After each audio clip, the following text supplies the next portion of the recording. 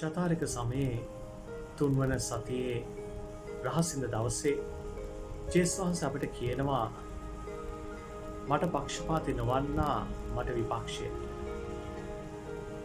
උන්වහන්සේ මෙහෙම කියන්න හේතුව තමයි උන්වහන්සේව ප්‍රතික්ෂේප ලක්වීම. උන්වහන්සේ අශුද්ධාත්මයන් දුරු කරද්දී උන්වහන්සේට චෝදනා කරනවා ඒවා උන්වහන්සේ කරන්නේ බෙල්සෙබුල් එහෙම නැත්නම් යක්ෂාධිපතිගේ බලයෙන් කියලා.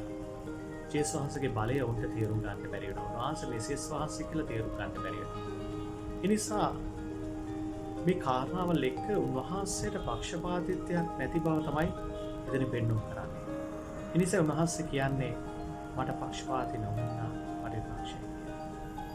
අද අපි උන්වහන්සේ ප්‍රශ්නය අහනවා. අපි උන්වහන්සේට පක්ෂපාතී. අපි උන්වහන්සේට පක්ෂපාතී විදියටද ජීවත් වෙන්නේ. ඒ පක්ෂපාතීත්වය තුළ අපි උන්වහන්සේව පිළිගන්නවා. උන්වහන්සේ කියපු විදිහට අපි ජීවත් වෙනවා. උන්වහන්සේ අපේ බලාපොරොත්තු වෙන දේ අපි කරනවා. ඒ නිසා දවසේ මෙන්න මේ ප්‍රශ්නේ අපි අහනවා.